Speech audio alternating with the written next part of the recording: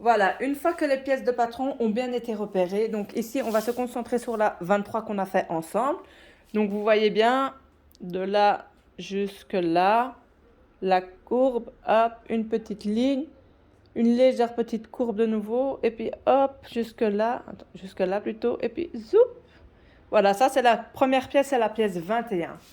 Alors une fois qu'on a ça, on ne va pas découper bien sûr notre planche de patron parce qu'il y a différentes tailles et il y a plein de modèles sur cette planche. Donc on vient repasser avec une autre feuille. Elle peut être transparente, ça peut être un plastique, ça peut être une feuille de dessin très claire. Il y a des feuilles spécialement pour patron, mais je vais vous en montrer maintenant. Donc voilà, donc après on peut venir décalquer. Donc ici parfois je décalque avec ça. C'est un rouleau de papier dessin de chez Ikea. C'est économe. Mais pour ce genre de patron, ça ne va pas parce que les feuilles sont trop foncées. Ça, c'est vraiment quand on veut dessiner soi-même son patron ou alors qu'on colle notre patron sur une vitre pour avoir de la transparence. Mais pour ce patron-là, je vous le déconseille parce qu'il y a énormément de lignes. Et il y a aussi un patron de l'autre côté, ce qui pourrait fausser votre vision. Pour ce genre de patron, je conseille, il y a ce genre de feuilles. Donc ce sont des feuilles de patron qui sont assez légères, qu'on met au-dessus, bien à plat. Et je vais zoomer comme ça vous voyez mieux. Et en espérant que ça se voit à la vidéo, bien sûr aussi. Attendez, hein.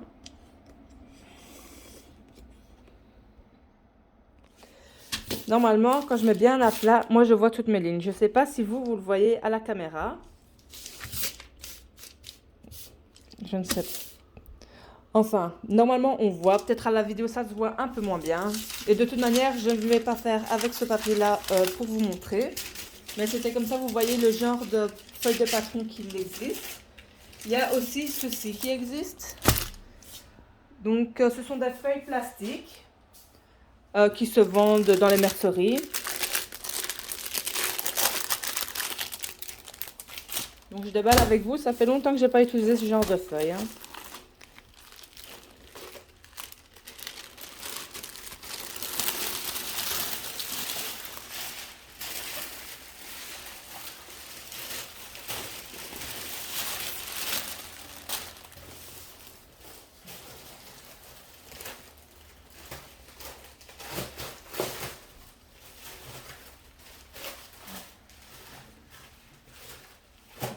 Me revoilà, désolée. Et donc ici, on a des feuilles de plastique à patron, ce qui facilite grandement la visibilité. Donc voilà, vous voyez, on met vraiment au-dessus et on voit vraiment clairement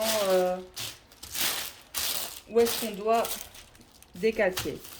Donc là, j'essaye vraiment de mettre au maximum au bord pour ne pas perdre de la matière première, tout simplement. Pom, pom, pom. Voilà, je vais laisser comme ça. Alors, on aplatit bien, comme ceci. Hop. Je viens prendre mes épingles. Et je viens épingler le plastique sur ma feuille de patron. J'épingle à des endroits...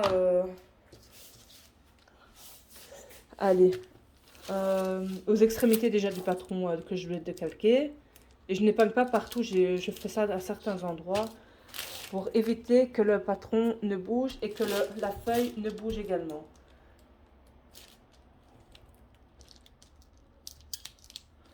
Voilà.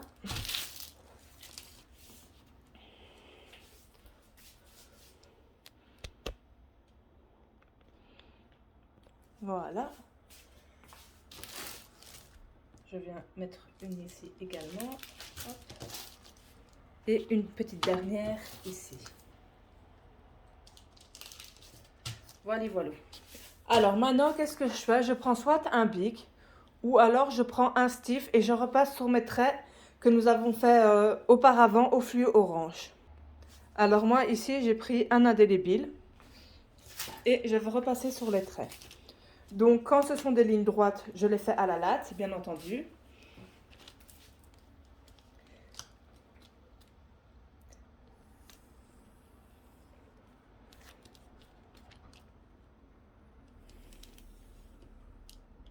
quand ce sont des courbes, j'ai laissé chez ma mère les courbes, donc je ne les ai pas, mais je vais faire à la main levée. Sinon, il existe des lattes avec des courbes pour bien le faire. Voilà, hop. Et ici, c'est à nouveau une ligne droite.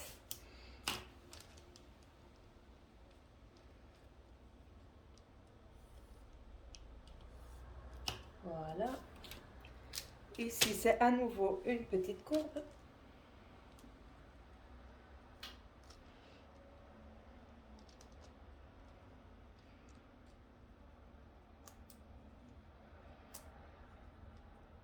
Voilà.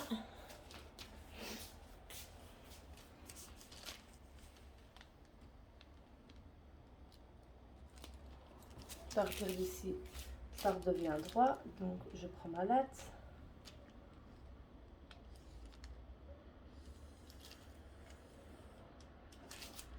Voilà.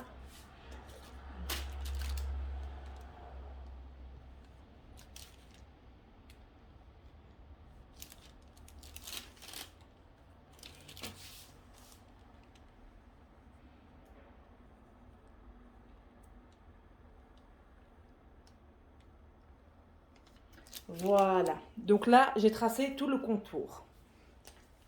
Alors, c'est génial. On pense avoir fini, mais attention, il y a d'autres indications que l'on doit nommer sur le patron. Donc, je vais reprendre le catalogue Burda. Comme ça, vous allez voir. Donc, on a décalqué la pièce 21. Donc, je reviens avec ma pièce 21 qui est sur le papier ici. Et là, qu'est-ce qu'on voit? On voit ici qu'il y a des pointillés. Ça veut dire quelque chose. Ça veut dire que le tissu est coupé de manière... Enfin, on dit que c'est au pli du tissu. Donc là, on n'a qu'un demi-patron. Mais quand on va placer notre papier sur le patron, il ne faut pas qu'il n'y ait qu'une face. Il faut qu'à ce niveau-ci, donc ici, il faut que le tissu soit plié en deux pour qu'on ait la pièce en entière. Ensuite, je vois ici, il y a un petit chiffre. Ici aussi. Et ici, il y a des petits traits. Ce sont des informations importantes qui doivent se retrouver sur le dessin. Et donc, on doit regarder un peu partout sur notre patron où est-ce qu'il y a ces informations car on doit les noter. Donc, avec le patron Burda, nous avons de la chance. En général, ils le mettent dans le schéma miniature, ce qui nous aide grandement. Alors, je vais essayer de filmer ça de manière optimale. Donc, je vais zoomer par là.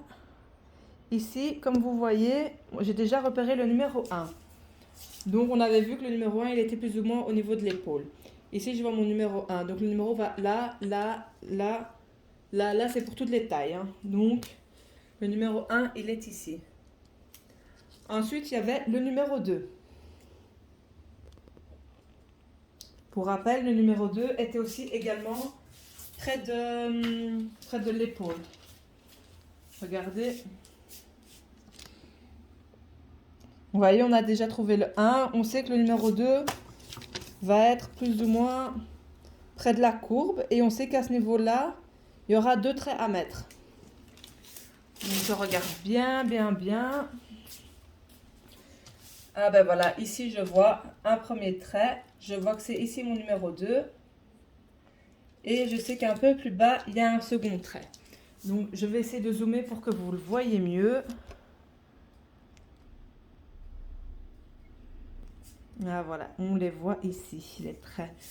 Et donc, ici, vous voyez, il y a les traits. Donc, pour la taille 140, il était ici. Pour la taille 146, il est là. Pour les prochaines tailles, les traits montent. Il faut vraiment faire en fonction de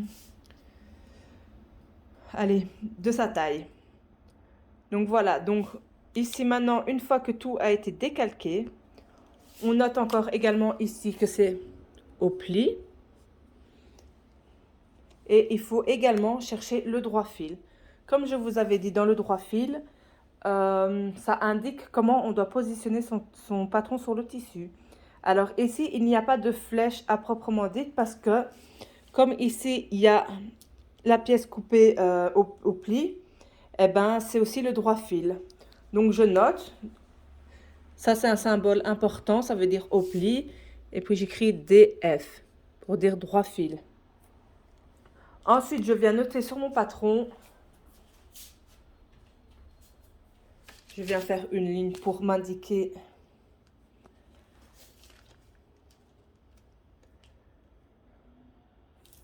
voilà, donc je vais noter que c'est la taille 146, que c'est la pièce 21 et qu'elle est à couper une fois. Et je peux aussi indiquer que la pièce 21 est la pièce du devant.